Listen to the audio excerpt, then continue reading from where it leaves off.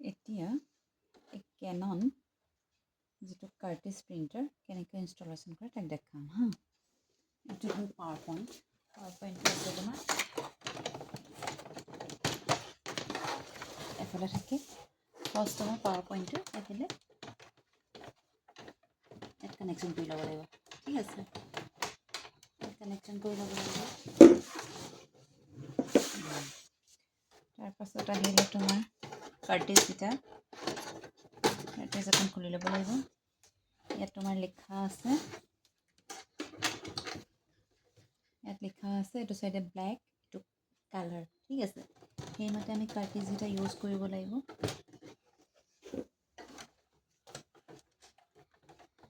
Power চুইচটো দি লওঁ। এইটো power switch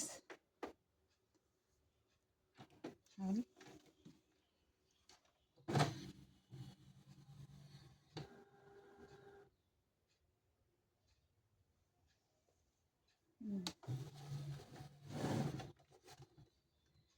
কাৰ্টিজকেইটা install কৰিলোঁ। ব্লেকত লিখাটো ব্লেকত কৰি দিলোঁ, এইটো আৰু এইটো কালাৰত, ঠিক আছে।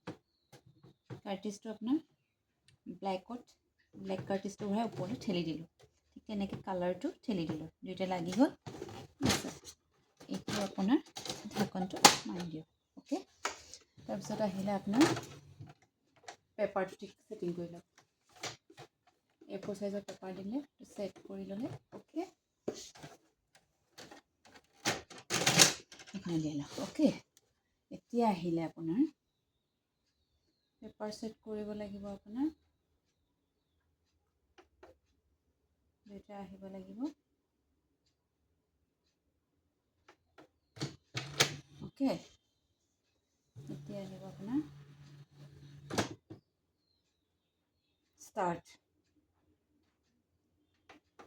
কালাৰ দি দিলোঁ দেই।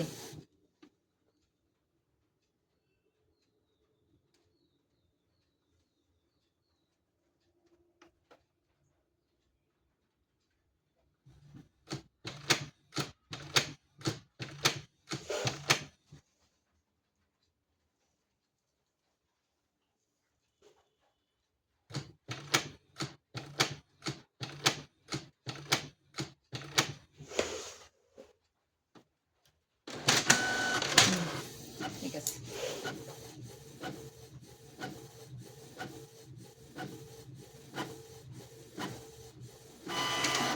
এইটো ইনষ্টলেশ্যন হৈ গ'ল।